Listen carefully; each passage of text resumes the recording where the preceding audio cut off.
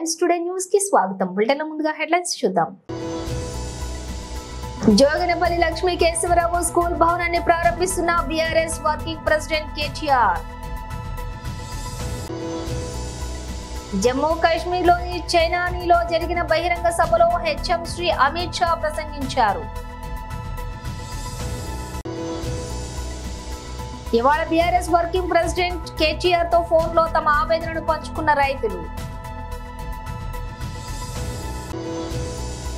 శ్రీమతి చాకలి ఐలమ్మ జయంతి సందర్భంగా ఆమె చిత్రపటానికి పూలమాలలు వేసి నివాళులర్పించిన doctor K Laxman, BJP Telangana. ఇక డీటెయిల్స్ చూస్తే జోగినపల్లి లక్ష్మీ కేశవరావు స్కూల్ భవనాన్ని ప్రారంభిస్తున్న బీఆర్ఎస్ వర్కింగ్ ప్రెసిడెంట్ కేటీఆర్. అది మీరు చెప్పాలనా లేక అది కూడా వెంకటరమణారావు గారు, అదేవిధంగా మా తాతగారు కేశవరావు గారి సుపుత్రుడు, నాకున్న ఒకే ఒక్క మా మామ జోగినపల్లి శ్రీనివాసరావు గారు, ఇద్దరు ఎవరన్నా ఆగవటరు పోయాను మరీ ఎక్కువ. అదేవిధంగా సెస్ అధ్యక్షులు గౌరవనీయులు చిక్కాల రామారావు గారు, మార్కెట్ కమిటీ చైర్మన్ గారికి, వేదికపైన ఆసీనులైన మా గౌరవనీయులైన ప్రధానోపాధ్యాయులు, అదేవిధంగా మాజీ జెడ్పీ చైర్మన్ అరుణ రాఘవరెడ్డి గారు, అదేవిధంగా గౌరవనీయులు సిరిసిల్ల మున్సిపల్ చైర్మన్ సోదరి జిందం కళ గారు, ఇంకా వేదికపైన ఆసీనులైన కొండయ్య గారు, ఇంకా ఉమా గారు, పేరు పేరున అందరికీ, నేను ఎవరెవరి పేర్లు చెప్పలేదో వాళ్ళు జర పార్టీలకు అతీతంగా మనసులను తిట్టుకోండి, బయటికి తిట్టొద్దని కోరుతూ, మరి వేదిక ముందున్న మా కొదురుపాక గ్రామ అన్నదమ్ములకు, అక్క చెల్లెలకు, పాత్రికేయ మిత్రులకు, మండలంలోని నియోజకవర్గంలోని వివిధ ప్రాంతాల నుంచి విచ్చేసిన నాయకులందరికీ, ప్రజాప్రతినిధులందరికీ పేరు పేరున హృదయపూర్వకంగా నమస్కారం. ఈరోజు ఒక శుభదినం. చిట్యాల ఐలమ్మ గారి జయంతి సందర్భంగా ఈరోజు ఇప్పుడే అక్కడ నివాళులు అర్పించి సిరిసిల్లలో ఇక్కడికి రావడం జరిగింది. ముందుగా నేను తమ్ముడు ఎమ్మెల్యే గారికి హృదయపూర్వకంగా ధన్యవాదాలు తెలియజేస్తా ఉన్నా, సత్యం గారికి. ఎందుకంటే నిజానికి ఈ కార్యక్రమం పోయిన నెలలనే పెట్టుకోవాలి మేము, కానీ అప్పుడు కుదరలేదు తమ్మి అంటే, పర్వాలేదన్నా మీరు దగ్గరుండి కట్టించినారు, మీ తాతగారి పేరు మీద కట్టించినారు, మీ అమ్మమ్మ పేరు మీద కట్టించినారు, కాబట్టి నీకు పర్సనల్ సెంటిమెంట్ ఉంటుంది, నీకు టైం కుదిరినప్పుడు పెట్టుకుంటా, నాకేం ఇబ్బంది లేదని చెప్పి సహకరించి పెద్ద మనసుతోని ఈరోజు చాలా గౌరవించినందుకు తమ్ముడు మేడిపల్లి సత్యం గారికి హృదయపూర్వకంగా ధన్యవాదాలు. సత్యం కూడా మావాడే, మీకు తెలియదు ఇక్కడ వాళ్ళకి, కానీ మా ఆయన కూడా మావాడే, మా కొరట్లపేట సత్యంది, కాబట్టి నా కాన్స్టిట్యున్సీ ఓటరు, కాబట్టి మీకు తెలియకపోవచ్చు, కానీ అందుకే తమ్ముడు అంటున్నా. అదేవిధంగా ఈరోజు నిజంగా ఇక్కడికి నేను ఒక రాజకీయ నాయకుడిలాగా రాలేదు, కేవలం ఒక మన్మడుగా కేశవరావు గారికి, మా లక్ష్మ అమ్మమ్మకు ఒక మన్మడుగా మాత్రమే ఇక్కడికి వచ్చిన. ఈ ఊరితో నాకు చాలా జ్ఞాపకాలు ఉన్నాయి. చిన్నప్పటి నుంచి ప్రతి ఎండాకాలం సెలవులల్లా ఇక్కడికే వచ్చేది. మీ ఇప్పుడు ఇవాళ కాంగ్రెస్ నాయకులు అనుకుంటారు మీ సర్పంచ్ గారని, కానీ మా మామనే ఆయన కూడా, వారింట్లోనే వారి తల్లిగారితోనే ఎన్నో సందర్భాలలో, ఈ రోజు కాదు మా రుక్కమ్మమ్మ, ఈ రోజు కాదు నాకు చిన్నప్పటి నుంచి అత్యంత ప్రీతిపాత్రమైన మా అమ్మమ్మ, కాబట్టి వారు కూడా నాకు చాలా చాలా సన్నిహితమైన పెద్దలు. వారు ఇప్పుడు ఒక మాట చెప్పినారు, బడి మంచిగానే కట్టించారు కానీ ఇంకా గుడి పూర్తి కాలేదు, గుడి కూడా చేయాలి అన్నారు వెంకటరమణారావు గారు, అదేవిధంగా శ్రీనివాసరావు గారు. తప్పకుండా దాన్ని పూర్తి చేసి మళ్ళీ ఇదే పద్ధతిలో రాజకీయాలకు అతీతంగా అందరం కలిసి వచ్చి కొదురుపాక గ్రామానికి ఆ గుడిని కూడా అంకితం చేస్తామని చెప్పి కూడా తెలియజేస్తూ, మరి ఈరోజు నిజంగా చాలా సంతోషంగా ఎందుకుంది అంటే, నాకు ఆ వాగు దాటుతుంటే ఎన్నో జ్ఞాపకాలు గుర్తొస్తా ఉండే. ఒకప్పుడు నేను చిన్నగున్నప్పుడు ఎండాకాలం ఇంటికి వచ్చేటప్పుడు లేదా వర్షాకాలంలో వచ్చేటప్పుడు షాబాష్పల్లె వాగు పొంగితే మనం ఇటు రాకపోకలే బంద్ అయిపోయేది మొత్తం. సిరిసిల్లోలు కరీంనగర్ గోవుడు లేదు, యువతలకి దాటి ఇటు వచ్చుడే లేదు, అట్లాంటి పరిస్థితి ఉండేది. మా రవీంద్రరావు గారికి బాగా తెలుసు. అయితే ఇప్పుడే మా ప్రవీణ్ అన్న కూడా, గూడూరు ప్రవీణ్ అన్న కూడా యాడ్ చేస్తా ఉన్నాడు. అయితే చిన్నప్పుడు గుర్తుంది ఏంటంటే, వాగు పెద్దగా పొంగనప్పుడు, తక్కువ ఉన్నప్పుడు మాత్రం ఆ ప్యాంటు పైకి మడత పెట్టి ఆయన తనకెళ్ళి నీళ్ళకెళ్ళి దాటుకుంటూ వస్తుంటే, లేదంటే ఏదైనా బండి ఉంటే ఆ బండి మీద కూర్చొని ఆయన దాటుకుంటూ వచ్చేవాళ్ళం. వచ్చిన తర్వాత కొదురుపాక స్టేజ్ మీదకి వచ్చినాక అప్పుడు ఇక్కడ రిక్షాలే ఉండేది, ఇప్పుడంటే ఆటోలు బాగా అయిపోయినాయి, కానీ అప్పుడు రిక్షాలే ఉండేది. ఆ రిక్షాలు ఎక్కి లోపల సుభాష్ దాకా పోయి ఆడ ఇంటికాడ దిగేది. ఇప్పుడే మా అనంతరాముల అంకుల్ కూడా కనబడ్డాడు, ఎక్కడున్నాడు, కరెక్ట్గా మా అమ్మమ్మ ఇంటి ఎదురుగానే అనంతరాముల సేటు వాళ్ళ ఇల్లు ఉంటుండే. ఇంకా అందులోకెళ్ళి బిస్కెట్ పూడలు తెచ్చుకున్నాడు. ఎడునో హలో అంకుల్, అరే నీ ఈడ కూడా గదిలో రవి, ఇప్పుడు నువ్వే ఉన్నావు కదా అందులో, నువ్వే చెప్పి నీ అద్దనన్నా, ఈడ కూడా గదిలో రవి నీకు. అనంతరాముల అంకుల్ కానీ ఆ ఇంట్లో ఉండే పెద్దలు కానీ వాళ్ళతో కూడా చాలా చాలా సన్నిహితమైన సంబంధాలు ఉన్నాయి. కొదురుపాక గ్రామానికి నిజానికి తర్వాత మునిగిపోతుంది ఊరు మిడిమానేరులో పోతుందంటే అందరికంటే ఎక్కువ బాధపడ్డ వాళ్ళలో నేను కూడా ఉన్నా. ఎందుకు అంటే మా నాయనమ్మ ఊరేమో పైన అప్పర్ మానేరులో మునిగిపోయింది. నాయనమ్మ గారి ఊరు పైన ఈరోజు అప్పర్ మానేరు ఎక్కడైతున్నదో దానిలో పోసాన్పల్లి అనే ఊరు కామారెడ్డి తాలూకా కిందికి వస్తుంది. అది ఎప్పుడో 1940s లో మునిగిపోయింది. తర్వాత లోవర్ మానేరు కట్టినప్పుడు మా ఇంకొక అమ్మమ్మ ఊరు వచ్చనూరు అది పోయింది. మళ్ళా తర్వాత మిడ్ మానేరు కట్టేటప్పుడు మా అమ్మమ్మ ఊరు కొదురుపాక. జమ్మూ కాశ్మీర్ లోని చెనానిలో జరిగిన బహిరంగ సభలో హెచ్ఎం శ్రీ అమిత్ షా ప్రసంగించారు. भारत की संसद दे सकती है और वहां मोदी जी का राज है, मोदी जी का।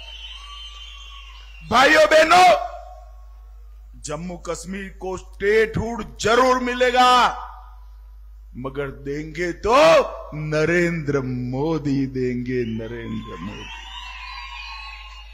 भाइयों बहनों, मैं आज यहां पर कहने आया हूं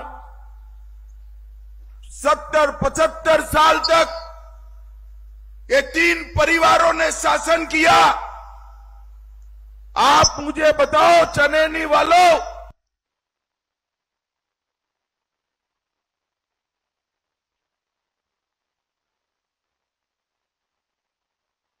आपके पास गोल्डन कार्ड है 5 लाख का इलाज का, पहले मिला था क्या? अब मैं कहता हूं गोल्डन कार्ड है 5 लाख तक का इलाज मुफ्त है, फिर से कमल फूल की सरकार डालो, 5 की जगह 10 लाख का इलाज मुफ्त। हर घर में शौचालय, हर गरीब के घर में 5 किलो अनाज, और किसान को मोदी जी 6,000 रुपया हर महीना देते हैं, 6,000 रुपया। और मैं कहकर जाता हूं जम्मू कश्मीर के किसानों को कि आप कमल फूल की सरकार बनाओ, 6,000 आता है, इसकी जगह अब 10,000 रुपया आएगा, 10,000। भाइयों बहनों, 35-40 साल तक इन्होंने जम्मू कश्मीर को आतंक के साए में रखा। अपने घाटी में सिनेमा हॉल बंद, मोहर्रम नहीं होता था। फारूक अब्दुल्ला साहब, आप जवाब दीजिए, हमारे 40,000 लोग मारे गए, उस वक्त आप कहां थे? आप यहां के मुख्यमंत्री थे। आपके समय में आतंकवाद बढ़ा, फला, पनपा, और जब आतंकवाद बढ़ा, जम्मू कश्मीर को छोड़कर आप यहां से श्रीनगर को छोड़कर, जम्मू कश्मीर को छोड़कर लंदन में छुट्टियां मना रहे थे। साहब, आप लंदन में छुट्टियां, अब आप कुछ भी करो, हम आतंकवाद को वापिस नहीं लाने। कल उमर अब्दुल्ला जी और राहुल बाबा कहते थे हम कश्मीर में लोकतंत्र लाएंगे। अरे किस मुंह से आप?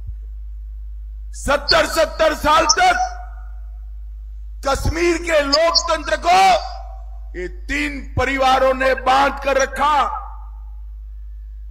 अब्दुल्ला परिवार, गांधी परिवार और मुफ्ती परिवार। मुझे बताओ भाइयों बहनों, अब आपके यहां पंच सरपंच भी है, ब्लॉक के चुनाव भी हुए, जिले के चुनाव भी हुए, पहले होते थे क्या?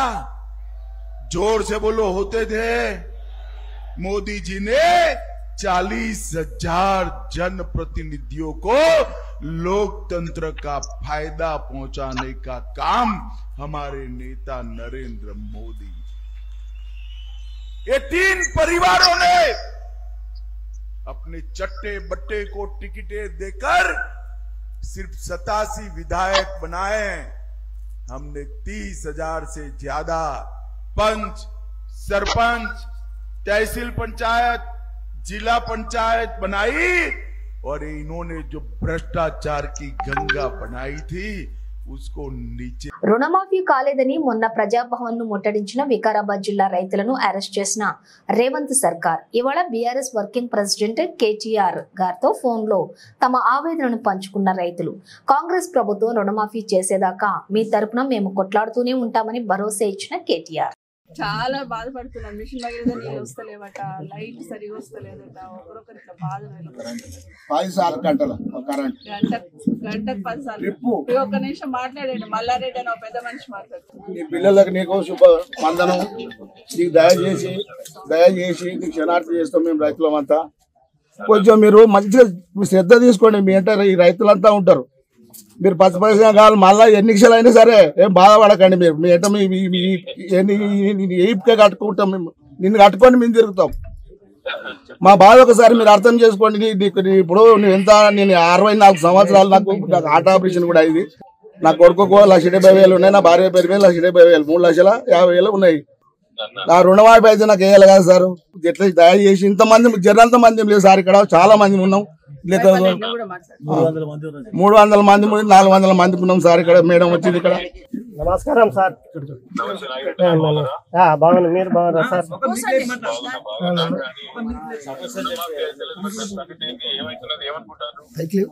మేము రుణమాఫీ గురించి పోయినాం సార్. మొన్న ప్రగతి భవన్ ముట్టడి గురించి మాకు కూడా ఏమిట్లు వచ్చిందంటే జీన్యూస్లు వచ్చింది. ఛానల్ రైతులు రుణం అది ప్రగతి భవన్ ముట్టడికి వస్తున్నారు అంటే మేము అప్పట్లప్పుడే బండి మాట్లాడుకొని పోయినాం. మనిషికి 300 తీసుకొని పోయి ఆడికి పోయి చూసాక ఆడికి అడిగి మమ్మల్ని అరెస్ట్ చేశారు అన్నట్టు.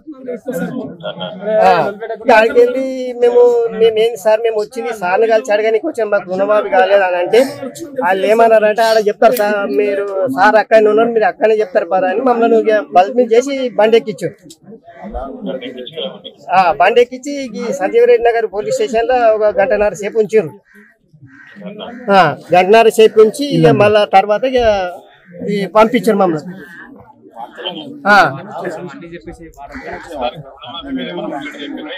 ఇక రుణమాఫీ గురించి మాకేం చెప్పలేరు. ఇప్పుడు నాతోనే మా ముగ్గురం ఉన్నాం. నా కొడుకు 20,000 ఉన్నది, నా భార్యకు 25,000 ఉన్నది, నాకు 1,20,000 ఉన్నది.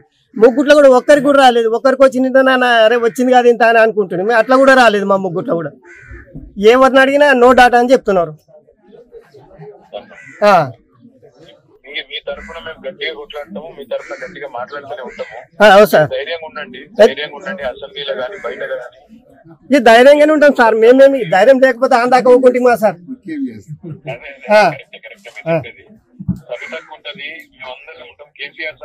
సరే సార్, మీ తోటి ఉంటాం మేము కూడా మరి. సార్ శ్రీమతి చాకలి ఐలమ్మ జయంతి సందర్భంగా ఆమె చిత్రపటానికి పూలమాలలు వేసి నివాళులర్పించిన doctor K Laxman BJP Telangana. జమీందారులు, దొరలు, దేశ్ముఖ్లతో సహా నిజాం నిరంకుశాన్ని, రజాకార్ల ఆకృత్యాలకు ఎదురొడ్డి నిలబడి పోరాడిన ధీర వనిత చాకలి ఐలమ్మ. ఈ భూమి నాది, ఈ బట్ట నాది, పండించిన ధాన్యం నాదంటూ పన్ను వ్యతిరేకంగా తొలిసారి గొంతెత్తిన తొలి మహిళ చాకలి ఐలమ్మ. బలహీన వర్గాల గొంతుకగా నిలిచి వారిలో పోరాట పటిమను నింపి నిజామును తరిమి కొట్టడంలో కీలక పాత్ర పోషించిన ఐలమ్మకు నివాళులు.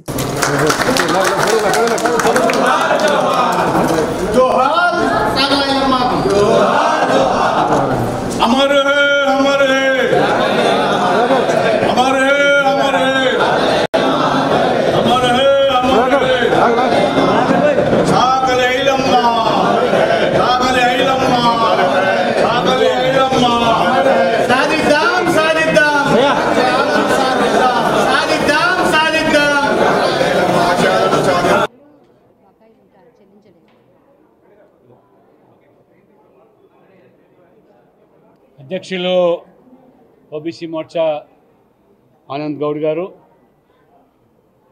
మాజీ మంత్రివర్యులు శ్రీ కృష్ణ యాదవ్ గారు, ఈశ్వరప్ప గారు, రాజేశ్వరి గారు, ప్రేమేంద్ర రెడ్డి గారు, డాక్టర్ కాసం వెంకటేశ్వర గారు, కార్యకర్త మిత్రులు, పాత్రికేయ మిత్రులు,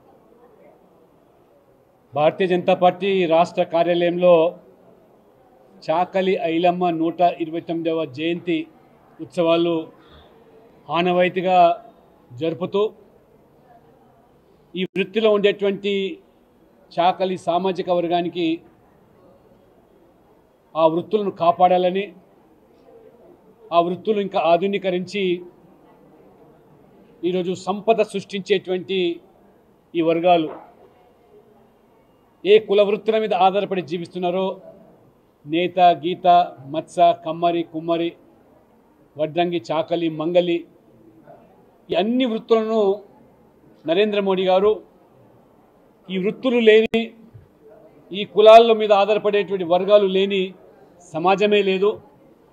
ఏ శుభకార్యాలైనా లేదైనా చివరికి చావుకైనా మరి దేవుడి కార్యక్రమాలకైనా ఈ వృత్తుల మీద ఆధారపడి ఏ శ్రమ జీవులుగా ఇవాళ కొనసాగుతున్నారో వారి జీవితాల్లో వెలుగు నింపేదానికి ప్రధానమంత్రి విశ్వకర్మ ఓ పథకాన్ని ప్రవేశపెడితే 20 లక్షల మంది దేశవ్యాప్తంగా ఈరోజు వారికి శిక్షణ కల్పించి స్టైఫండ్ ఇచ్చి 15,000 ఆధునికరమైనటువంటి పనిముట్లు వారికి పంపిణీ చేసి మళ్ళీ 1 లక్ష రూపాయలు మొదటి విడతగా నామమాత్ర వడ్డీతో లోన్లు ఇచ్చి ఆ వృత్తిలో తయారు చేసేటువంటి పరికరాలను మార్కెటింగ్ వ్యవస్థ కూడా కేంద్ర ప్రభుత్వమే, నరేంద్ర మోడీ ప్రభుత్వమే వివిధ శాఖల ద్వారా ఇవాళ చేపట్టడం. అంటే 20 లక్షల కుటుంబాలను ఇవాళ ఏ పల్లెల్లో మరి ఆ వృత్తి మీద జీవిస్తున్నారో ఆ పల్లె నుంచి పట్టణాలకు వలస రాకుండా ఆర్థికంగా మరి వాళ్ళు నిలదొక్కడమే కాకుండా ఆ గ్రామీణ ఆర్థిక వ్యవస్థకు మరి దోహదపడేటువంటి ఈ వర్గాలకు మరి నిజంగా నరేంద్ర మోడీ గారికి అభినందనలు, ధన్యవాదాలు. ప్రధానమంత్రి విశ్వకర్మ పథకాన్ని మొదటి విడతగా 20 లక్షల మంది, మళ్ళీ రెండో విడత కూడా వారు ప్రకటించడం జరిగింది. అయితే ఈరోజు మన రాష్ట్రంలో కూడా చాకలి ఐలమ్మ ఆనాడు నిజాంకు వ్యతిరేకంగా ఈ ప్రాంతం స్వతంత్రం కావాలి, నిజాం యొక్క ఉక్కు పాదాల నుంచి మరి విముక్తి పొందాలని చెప్పి మరి తిరుగుబాటు చేసి పోరాటం చేసినటువంటి వీరనారి చాకలి ఐలమ్మ. ఆనాడు రజాకాల ద్వారా లేదా నిజాం తొత్తులైనటువంటి ఆ రోజు జమీందారులు, దేశ్ముఖులు, దొరలకు ఎందుకు పన్ను కట్టాలి, ఇది భూమి నాది, పంట నాది, పండించిన ధాన్యం నాది, ఈ దొరలకు జమీందారులకు ఎందుకు పన్నులు కట్టాలని తిరుగుబాటు చేసినటువంటి మొదటి మహిళ చాకలి ఐలమ్మ. ఆ రకంగా తన సైన్యాన్ని ఏర్పాటు చేసుకొని ఆ చైతన్యాన్ని పూరించి ఏ రకంగా పారదొలిందో గ్రామాల నుంచి ఈ నిజాం యొక్క తొత్తులను, అది చాకలి ఐలమ్మ యొక్క చరిత్ర.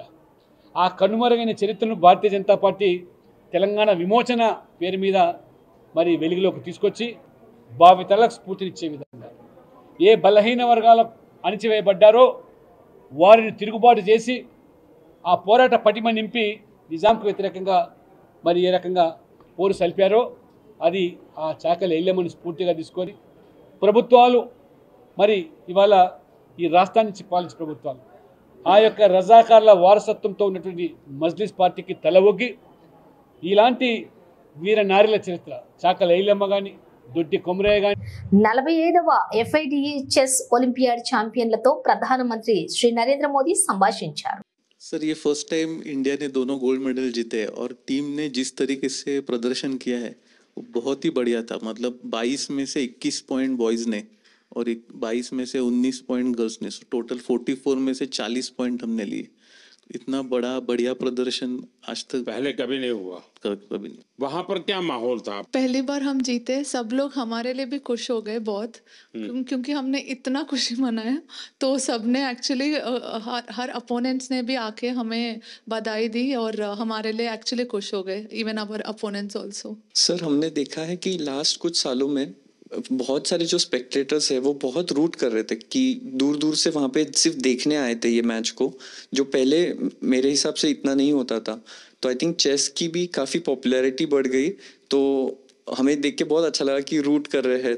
थोड़ा प्रेशर भी होता था बट इतना हमें सपोर्ट कर रहे, वो एक अच्छा फीलिंग था. और जब हम जीते तब इंडिया ऐसे सब रूट कर रहे थे. इस बार 180 कंट्रीज पार्टिसिपेट करी थी, बल्कि जब चेन्नई में ओलंपियाड हुआ था हम बोथ इंडिया टीम हम ब्रॉन्ज जीते थे. वुमेन टीम का लास्ट मैच यूएसए से हुआ था, जो हम हार गए थे और हमारे हाथ से गोल चला गया था उस टाइम।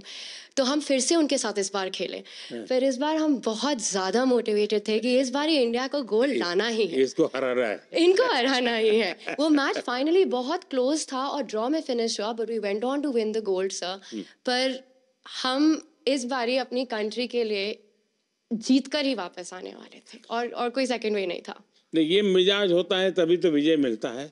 लेकिन जब इतने नंबर आ गए, 22 में से 21 और 22 में से 19, तो बाकी खिलाड़ियों का या बाकी लोग जो इस खेल को ऑर्गेनाइज करते हैं, उनका क्या रिएक्शन था?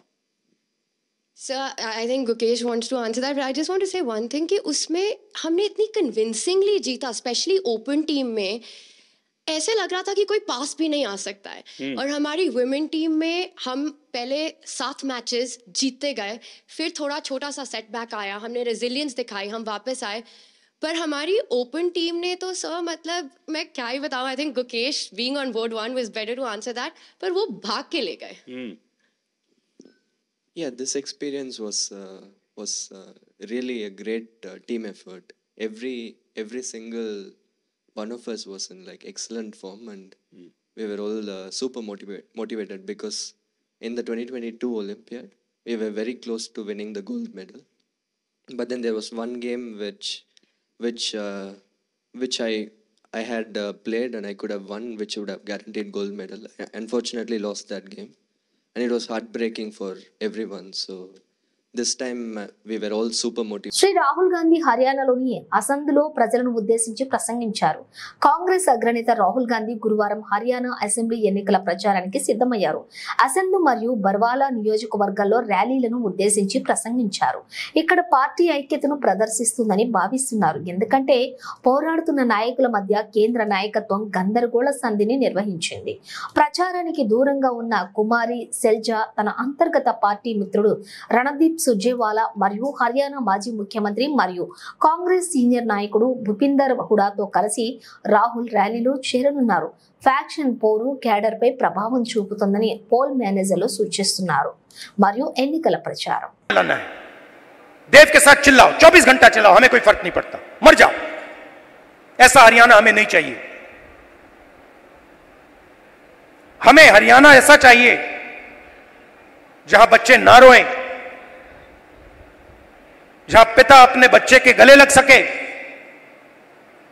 जहां मां ना रोए। ऐसा हरियाणा हमें चाहिए, और ऐसा हरियाणा कांग्रेस पार्टी आपको देने जा रही है।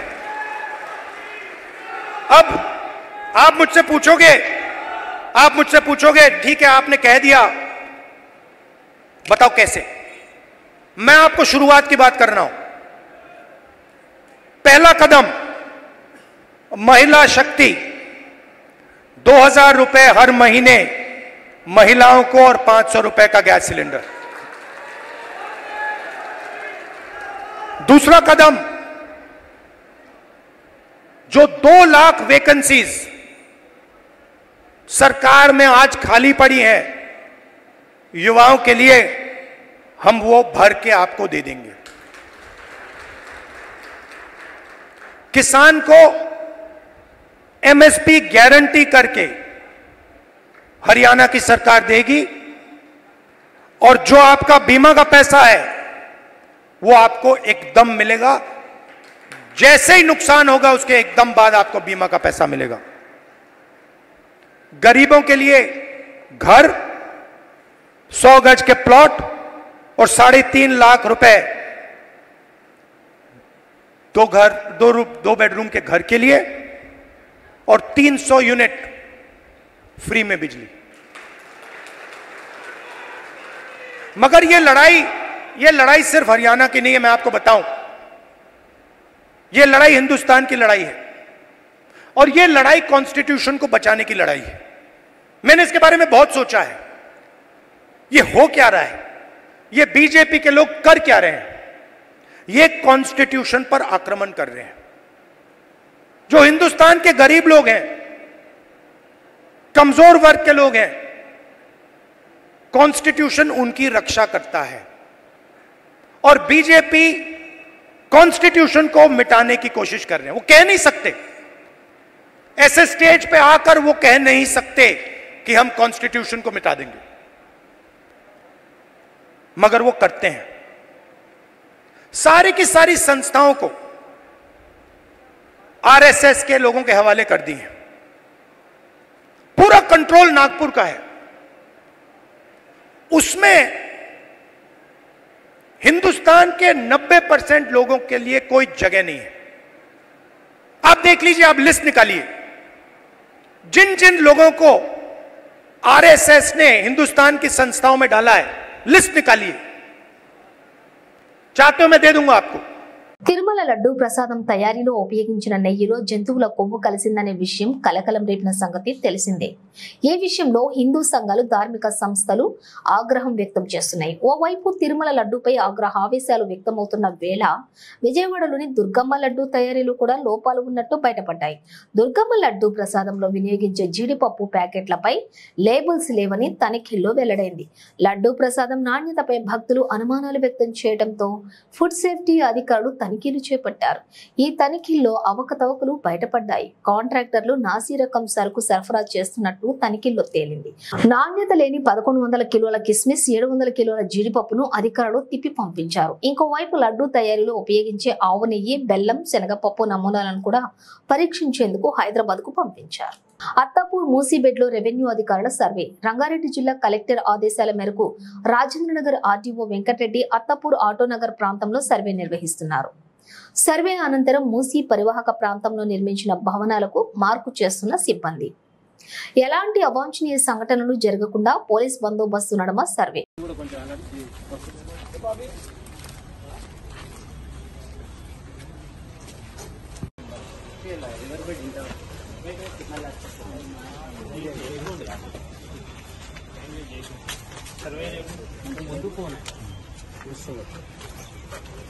మూసీ నదీ పరివాహక ప్రాంతంలో సర్వే. అధికారులను అడ్డుకున్న స్థానికులు. హైదరాబాద్ మూసీ నదీ పరివాహక ప్రాంతంలో సర్వే కోసం వెళ్లిన అధికారులను అడ్డుకున్న స్థానికులు. తాము ఎట్టి పరిస్థితుల్లో ఇళ్లు ఖాళీ చేయబోమని కొత్తపేట, మారుతినగర్, సత్యనగర్ వాసులు తేల్చి చెప్పారు. దీంతో అధికారులు వెనుదిరిగారు.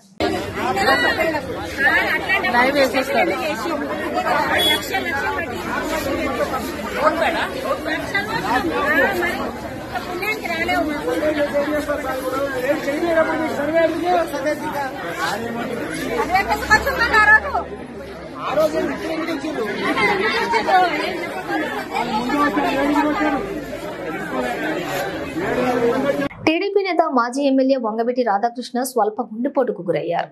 ఈ తెల్లవారుజామున ఆయనకు ఛాతీలో నొప్పి వచ్చింది. దీంతో కుటుంబ సభ్యులు ఆయన్ను హుటాహుటిన విజయవాడలోని ఓ ప్రముఖ ప్రైవేట్ ఆసుపత్రికి తరలించారు. ప్రస్తుతం ఆయన వైద్యుల పర్యవేక్షణలోనే ఉన్నారు. రాధా ఆరోగ్యం గురించి డాక్టర్లు స్పందిస్తూ ఎవరూ ఆందోళన చెందవలసిన అవసరం లేదని చెప్పారు. 48 గంటల పాటు ఆయన వైద్యుల పర్యవేక్షణలో ఉండాలని తెలిపారు. మరోవైపు రాధా గుండెపోటుకు గురయ్యారనే వార్తతో ఆయన అభిమానులు ఆందోళనకు గురవుతున్నారు. పలువురు ఆయన ఇంటి వద్దకు వెళ్లి వివరాలను కనుక్కుంటున్నారు. రాజకీయ నాయకులు కూడా రాధ ఆరోగ్య పరిస్థితి గురించి ఆరా తీస్తున్నారు. రాధ త్వరగా కోలుకోవాలని ఆకాంక్షిస్తున్నారు. బులెటిన్ ముగించే ముందు హెడ్లైన్స్ మరోసారి. జోగినపల్లి లక్ష్మీ కేశవరావు స్కూల్ భవనాన్ని ప్రారంభిస్తున్న BRS working president KTR. Jammu Kashmir లోని చైనానీలో జరిగిన బహిరంగ సభలో హెచ్ఎం శ్రీ అమిత్ షా ప్రసంగించారు. ఇవాళ బీఆర్ఎస్ వర్కింగ్ ప్రెసిడెంట్ కేటీఆర్ తో ఫోన్ లో తమ ఆవేదనను పంచుకున్న రైతులు. శ్రీమతి చాకలి ఐలమ్మ జయంతి సందర్భంగా ఆమె చిత్రపటానికి పూలమాలలు వేసి నివాళులర్పించిన doctor K Laxman, BJP Telangana. ఇవి బులెటిన్ విశేషాలు. మరో బులెటిన్ తో మళ్ళీ కలుద్దాం.